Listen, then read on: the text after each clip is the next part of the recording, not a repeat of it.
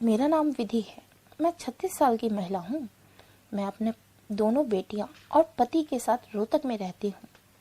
मेरी बड़ी बेटी स्नेहा 18 साल की है और छोटी बेटी उससे छोटी है। उसका नाम स्तुति है। अब मैं आप लोगों को ज़्यादा बोर ना करते हुए सीधे अपनी कहानी पर लेकर आती हूँ। मेरे घर में हम चारों के अलावा 2 नौकर भी हैं, रजन और दीप। दोनों की उम्र यही कोई 40 वर्ष के आसपास होगी। बात लगभग 2 महीने पहले की है। मेरे पति ऑफिस के काम से कुछ दिनों के लिए बाहर गए थे। उस दिन गुरुवार था। मैं बेटियों को स्कूल जाने के लिए नाश्ता बना रही थी। तभी स्नेहा ने आकर मुझे बोला, मॉम, मेरी ब्रा और पैंटी नहीं मिल रही। मैंने बोला, देखो, जहाँ तुमने रखी होगी वहीं पर होगी। उसने कहा, वहाँ पर नहीं है। मैं आप सभी को स्नेहा का फिगर बता देती हूँ। 30, 28, 30 का है। मैंने कहा, ठीक है, मैं देख दूंगी। अभी जाकर दूसरी ले लो। वो तैयार होकर स्कूल चली गई। मैं भी नहाकर वापस नाइटी पहनकर टीवी देखने लगी। तभी मैंने सोचा, स्नेहा की ब्रा और पैंटी कहाँ गए, क्योंकि मेरी भी ब्रा और पैंटी कई बार गायब हो चुकी थी। मैं उसी वक्त अपनी लाल रंग की नाइटी पहने हुए ही बाहर लॉन में सर्वेंट क्वार्टर के पास आ गई।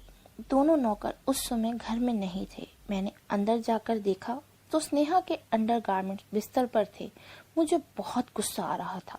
मैंने और जगह देखा तो मेरी बहुत सारी ब्रा और पैंटी रखी हुई थी। मुझे यकीन नहीं हो रहा था। मैं ये सब सोच ही रही थी कि उतने में रजन आ गया। मैंने उसे डपट कर पूछा, क्या है ये सब? तो उसके चेहरे पर मुस्कान आ गई। वो बोला, कुछ नहीं मालकिन। और वो मेरे करीब को आ गया। मैंने उसे दूर रहने को कहा। वो बोला, आज कर लेने दो। इतने में दीप भी आ गया। उन दोनों को देखकर मैं समझ गई कि आज तो मेरा बच पाना मुश्किल है। रजन ने मुझे पकड़ते हुए बोला, मालकिन, हम दोनों ने तुम्हारे नाम की बहुत मुठ मारी है। उसकी बात सुनकर दीप भी हंसने लगा। मुझे कुछ समझ में नहीं आ रहा था। मैं समझ गई कि आज तो मेरी जुदाई होकर ही रहेगी। रजन मेरी छुचियों से खेलने लगा।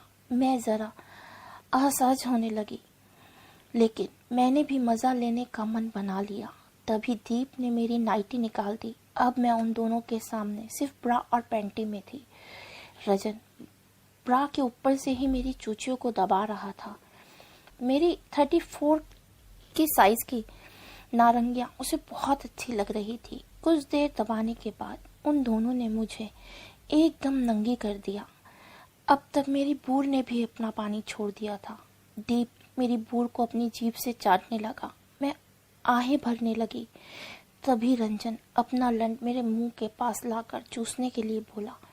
मैं उसका लंड देखकर दंग रह गई। करीब 8 इंच लंबा और 3 इंच मोटा काले रंग का लौड़ा था। मैं ना चाहते हुए भी उसका लंड चूसने लगी। कुछ सेकंडों बाद रंजन मेरी टांगों के बीच आ गया और अपनी उंगली मेरी बूढ़ में करने लगा। बोला, लगता है मालिक इसको चोटते नहीं। इसकी फुद्दी बड़ी टाइट है।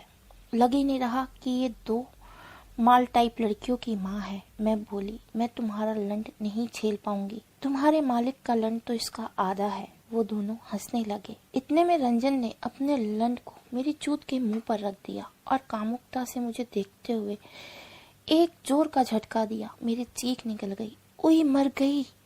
तभी दीप मेरी चूचियों को सहलाने लगा। मेरा दर्द भी कुछ कम हुआ। तभी एक और जोर का झटका लगा। मेरी आंखों के सामने अंधेरा सा छा गया। मैं रोने लगी। मर गई। छोड़ दो मुझे। हालांकि मैं कोई कुंवारी लड़की नहीं थी, फिर भी मुझे सील टूटने जैसा दर्द हो रहा था। कुछ देर बाद रंजन धीरे धीरे धक्का लगाने लगा। अब मुझे भी मजा आने लगा। मैं उसका साथ देने लगी। करीब 10 मिनट बाद उसने अपना माल मेरी चूत में छोड़ दिया। इस बीच मैं दोबारा भी झड़ चुकी थी। रंजन के बाद दीप ने भी मुझे चूदा। उस दिन मेरी 4 बार जुदाई हुई। बेटियों के आने से पहले मैं बेडरूम में जाकर सो गई। मुझे चला भी नहीं जा रहा था। इसके बाद तो मुझे बड़े लौड़े से चूतने